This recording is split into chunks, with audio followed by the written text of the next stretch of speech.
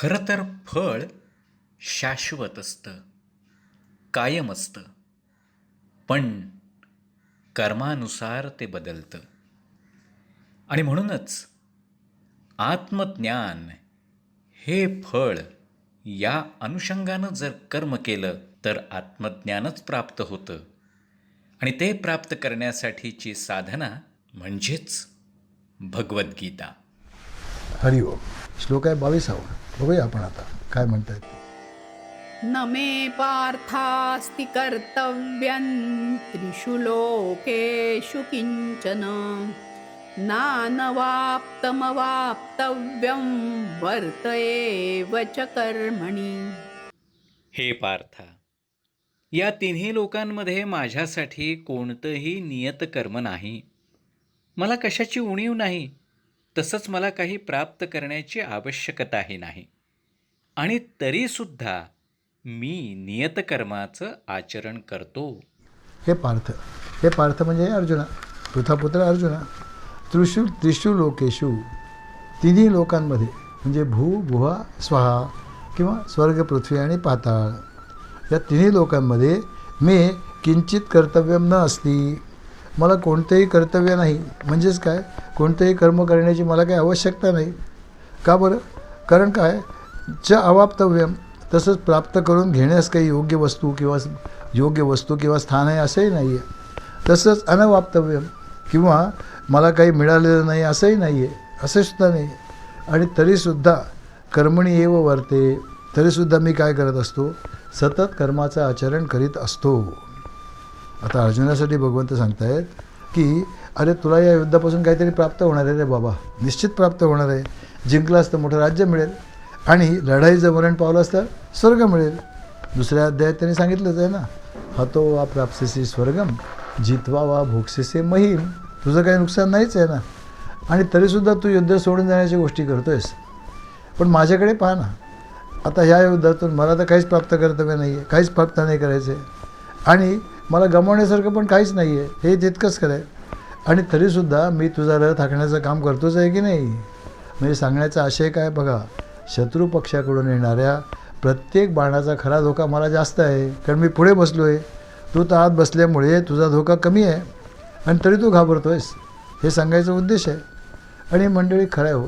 बघा ना, भगवान गोपालकृष्णांकडे तुम्ही एकतर भगवंताचा अवतार म्हणून पहा, काय होईल तसं जर पाहिलं तर भगवंतांना जन्मापासून अगदी घेण्यासारखं काही होतं का हो?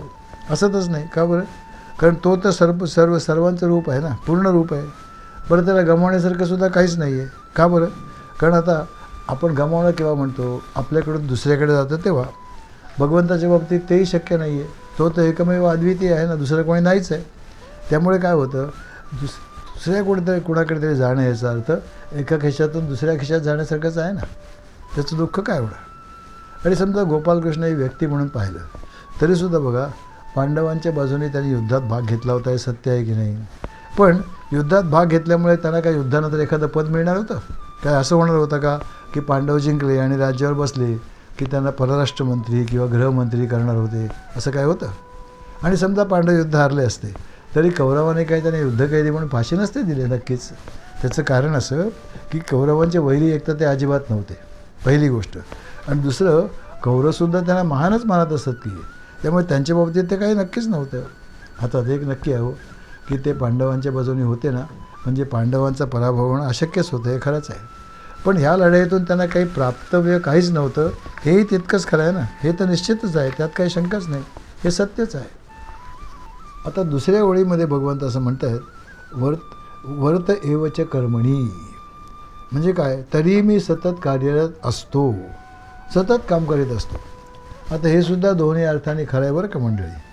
गोपालकृष्ण ही व्यक्ती म्हणून जर विचार केला तरी असं दिसतं की पांडव सैन्यातले बाकीचे सगळे योद्धे संध्याकाळी युद्ध थांबलं की काय करायचे, आपापल्या तंबूत परत जायचे आणि स्वतःच्या जखमांना मलमपट्टी वगैरे करून स्नान करायचे, त्यानंतर जेवण करायचे आणि विश्रांती घ्यायचे. पण गोपालकृष्ण काय करत असत, महाभारतामध्ये स्पष्ट दिसतं की गोपालकृष्ण संध्याकाळी लढाई संपली की प्रथम रथाच्या घोड्यांना सोडत स्वतःच्या हाताने त्यांना धुवत, त्यांना कुठे जखमा झाले असलं तर मलमपट्टी करत, खरारा करत त्यांना दाणा पाणी देत आणि त्यानंतर मग स्वतःच्या तंबूत जाऊन स्नान वगैरे इत्यादी सगळं ध्यान इत्यादी उरकायचे, जेवण उरकायचे आणि मग विश्रांती घ्यायचे. आणि बघा ना, अगदी हलक्या हलक्या स्वरूपाचं कामसुद्धा ते नेहमीच त्याने केलं, ते कधी लाजले नाहीत. आपल्याला माहिती आहे यज्ञामध्ये इतर सगळी कामं इतर सगळ्यांना वाटून दिली, पण गोपालकृष्णाने कुठलं काम घेतलं? लोकांची जेवण झाल्यानंतर उष्ट्य पत्रावळी उचलण्याचं काम त्याने केलं. हे सगळं प्रसिद्धच आहे की. शिवाय बघा, त्यांना कोणाकडून काहीही नको होतं, अत्यंत निरलस आणि निरपेक्ष असं जीवन होतं. त्याने अनेक दुष्ट राजांना किंवा सत्ताधीशांना उलथून टाकलं की नाही त्यांच्याशी लढाई करून. हे खरंच आहे, पराभव केला त्यांचा, सत्तेवर दूर केलं. पण स्वतः कधीही सत्ताधीश झाले नाहीत. गोपालकृष्ण कधीच सत्ताधीश झाले नाहीत. ते राज्य त्यांनी उदारतेने त्याच परिवारातल्या एखाद्या योग्य व्यक्तीच्या हाती सुपूर्द केलं आणि ते बाजूला झाले. द्वारकेचं राज्य तर स्वतःच त्यांनी स्थापन केलं होतं ना, त्यात काही संशयच नव्हता. पण तिथेसुद्धा ते कधी राजा नाही झाले, त्या खुर्चीवर ते नाही बसले. मग त्यांचं राज्य कुठे होतं? लोकांच्या हृदयावर त्यांचं राज्य आहे मंडळी, आणि म्हणूनच ते आजही टिकून आहे. लक्षात घ्या. रामपूर प्रभूंची पण तीच गोष्ट आहे ना. आज कुठे अयोध्या आहे? नक्कीच नाही आहे. पण रामाची अयोध्या तर नाहीच आहे आणि रामराज्य पण नाही आहे. पण तरी आपल्या लाखो करोडो लोकांच्या हृदय सिंहासनावर ते विराजमान आहेत ना, त्यामुळे ते निश्चितच महत्त्वाचे आहे. ते खरंच आहे. आणि गोपालकृष्णाकडे आपण समजा भगवंताचा पूर्ण अवतार म्हणून पाहिलं तरीसुद्धा काय होतं, ते जे म्हणता येते तितकंच खरं आहे. भगवंत म्हणतायत वर्त एवच कर्मणी, मी सतत कार्यरत असतो. खरं आहे ना. बघा ना, भगवंत किंवा ईश्वराचं काम काय आहे? निर्माण करणं, पालनपोषण करणं, विनाश करणं, हे सगळं काम अगदी अखंडपणे भगवंत करीत असतो की नाही. जगात वस्तू, प्राणी, पशु, पक्षी सतत निर्माण होत असतात आणि त्यांचं भरणपोषण कोण करतं? अर्थातच परमेश्वरच करीत असतो. हे नक्कीच आहे. सातत्याने एक काम चालू असतं. आता बघा ना, आपल्या भारतातच पाऊस ठराविक 3-4 महिने येतो. आपल्याकडे पावसाळा ऋतू असतो. आता त्या 3-4 महिन्यात आपल्याकडे पाऊस पडावा म्हणून त्याच्या अगोदर 8-10 महिने जगाच्या कुठल्या तरी कोपऱ्यात, अटलांटिकमध्ये का पॅसिफिकमध्ये कुठेतरी लांब, त्या ठिकाणी अनेक घडामोडी घडतात.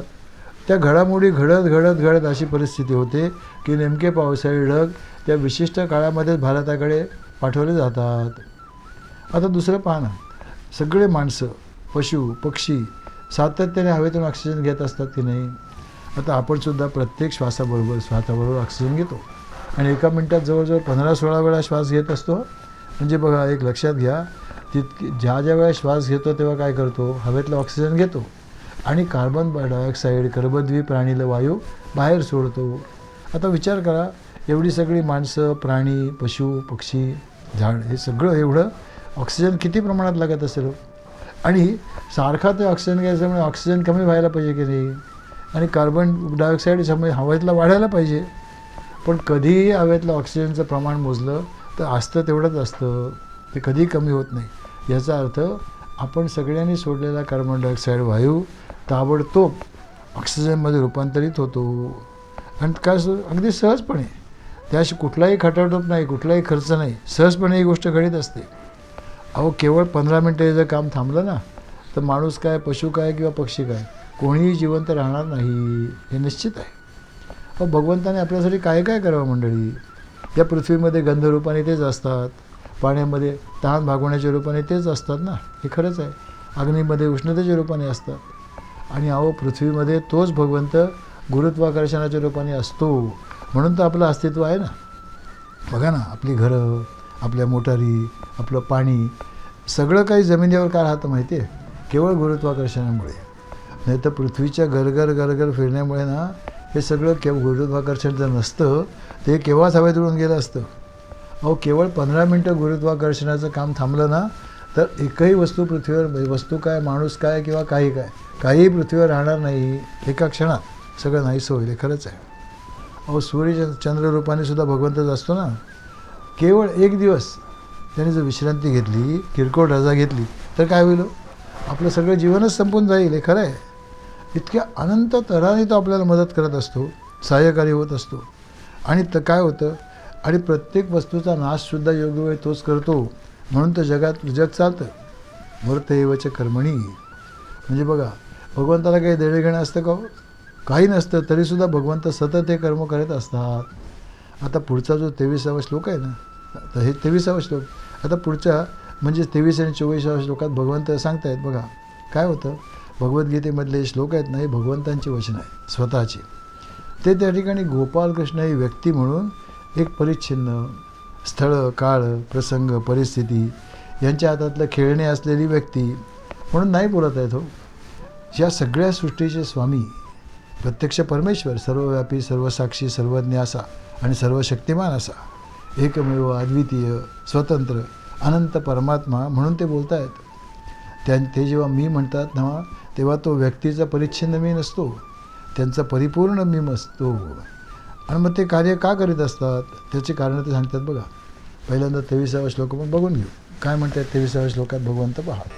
यदि ह्यहन्न वर्तेयं जातु कर्मण्यतन्द्रितः मम वर्त्मानुवर्तन्ते मनुष्याः पार्थ सर्वशः. जर मी नियतकर्मांचं पालन काळजीपूर्वक केलं नाही तर हे पार्था, सारे लोक निश्चितच माझ्या मार्गाचं अनुसरण करतील. काय म्हणतात बघा. यदि जातु अहम कर्मणी न वर्तेयम. हे पार्थ, हे अर्जुना, जर कदाचित मी कर्म केलीच नाहीत तर काय होईल. तर ते असं म्हणत आहेत अतंद्रित. आणि कशी केली नाहीत, तंद्रित नाही, सावध राहून केली नाहीत तर काय होईल, मोठी हानी होईल. कारण मनुष्या सर्वशः मम वर्तम अनुवर्तते. सगळी माणसं सर्व प्रकाराने सतत माझ्याच मार्गाचं अनुसरण करीत असतात असं भगवंत सांगतात. भगवंत स्वतः सतत कार्यरत का राहतात याची उदाहरणं आपण मागच्या श्लोकात पाहिली. हे खरंच आहे. त्यासाठी आपण आपल्याकडे वेळेवर येणारा पाऊस किंवा हवेत निर्माण होणारा प्राणवायू ही उदाहरणं पाहिली. हे खरंच आहे. या श्लोकात ते सतत काम करीत का राहतात त्याची कारणं सांगतात बघा. का राहतात त्याचे कारण भगवंत सांगतात. आणि पुढच्या श्लोकात ते सांगतात. ह्या श्लोकात एक कारण सांगतात, पुढच्या श्लोकात एक कारण सांगतात. या 23व्या श्लोकात ते सांगतात की मी जर काही केलं नाही तर लोक काय करतील, लोकही काम करणं थांबवतील.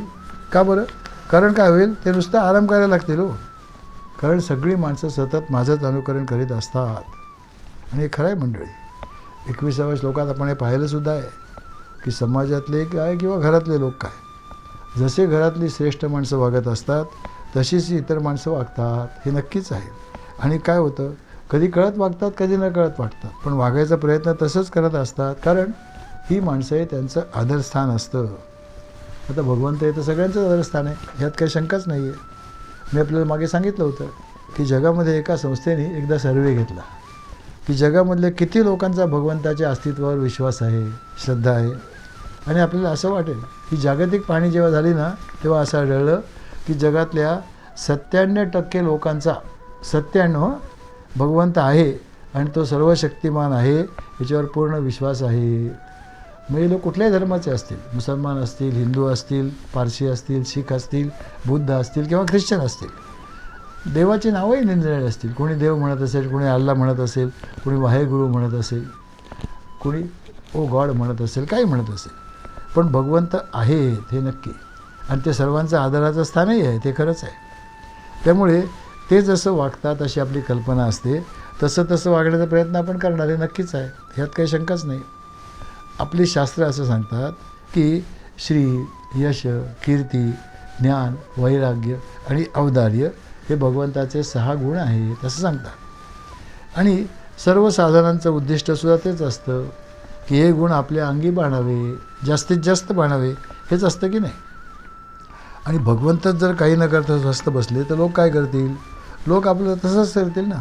आपलं जगणंच अशक्य, एक तर आपलं जगणं अशक्य होईल. बघा या श्लोकात ते सांगतायत की तुम्ही हाच आदर्श ठेवला पाहिजे. सतत विहित कर्मामध्ये योग्य प्रकारच्या कार्यात स्वतःला गुंतवून ठेवलंच पाहिजे. कारण काय असतं मंडळी, रिकामं डोकं हे शैतानाचं घर असतं, लक्षात ठेवा. आणि ज्यांचं वय झालं ना त्यांच्यासाठी तर काय होतं, हा मोठा प्रॉब्लेम आहे. हो, की ते रिकामे आहेत, त्यांना भरपूर वेळ आहे आणि म्हणूनच ते काय करतात, नको त्या चिंता आणि काळजी करत बसतात. दुसरं काय आलं आहे. आणि मग त्यांनी काय करावं बरं, अशी जी कोणी माणसं असतील ना त्यांची संसारातली जबाबदारी तर नक्कीच कमी झाली. मग त्यांनी काय करावं, किंवा नामस्मरण करावं, काही उपासना करावी, काही तीर्थयात्रा कराव्या, दासबोध, ज्ञानेश्वरी गीता उपनिषद यांचा अभ्यास करावा, थोडाफार व्यायाम करावा, काही करून स्वतःला जास्तीत जास्त बिझी ठेवायचा प्रयत्न करावा. म्हणजे मग काय होतं, हे असं का झालं, तसं का होत नाही, हे विचार करायला वेळच राहणार नाही हो. हे खरंच आहे आणि निश्चित आहे हो. हे भगवंताचं अनुकरण करणं, त्यांच्यापासून सतत त्यांच्याप्रमाणे सतत कार्यरत राहणं हेच योग्य आहे ना. म्हणून भगवंत सांगतायत मन्मवर्तमानुवर्तन्ते मनुष्य पार्थ सर्वशः. सर्व जग भगवंतांचंच अनुकरण करतं. याचा अर्थ सर्वांची वाटचाल कळत न कळत का होईना पण भगवंताकडेच चालू होईल असं होईल. आता तुम्ही कदाचित म्हणाल की ठीक आहे, अहो जे माणसं भगवंताचे भक्त आहेत ना त्यांच्यापैकी काही जण कदाचित भगवंताकडे वाटचाल करीत असते, हे मान्य आहे. पण बरेचसे लोक तर भगवंताची जे भक्ती करतात ते भगवंत मला काय देतो हेच पाहत असतात ना. त्यांना कुठे भगवंत प्राप्त करायचा असतो. त्यांच्याकडे वाटचाल करणं हा त्यांचा हेतूच नसतो. शिवाय काही माणसं तर देवधर्माला न मानणारीच असतात हो, हे नक्कीच आहे. मग ती सगळी भगवंताकडेच वाटचाल करतात असं कसं म्हणायचं. मंडळी, एखादा माणूस भक्त असो किंवा नसो, काय प्रत्येकाची धडपड कशासाठी असते हो. प्रत्येकाची धडपड असते सुख मिळावं आणि सुख टिकावं, दुःख मिळू नये, हे खरंच आहे. कारण दुःख तर कोणीच मागत नाही ना, हे तर नक्कीच आहे. आणि सुख तर सगळेच मागतात. आता काय होतं, भगवंत कसे आहे तो, भगवंत म्हणजे सुख आहे तो, नुसतं सुख नाही, ते सुखाचा सागर आहेत. केवळ सुखी नाही आहेत, सुखरूप आहेत, सुखाचा सागर आहेत. आता तेच तर त्यांचं स्वरूप आहे ना, सत चित आनंद स्वरूप. आता सगळी माणसं सुखाकडे वाटचाल करतात म्हणजे खऱ्या अर्थाने भगवंताकडेच वाटचाल करतात की नाही. कळत असेल किंवा न कळत असेल पण करतात शेवटी वाटचाल तिकडेच. आता पुढचं 24व्या श्लोकात आहे, त्याच्यामध्ये ते कार्यरत का असतात याचं आणखीन एक कारण सांगतात बघा. तो आपण अर्थातच पुढच्या प्रवचनात पाहूया. हरिओम.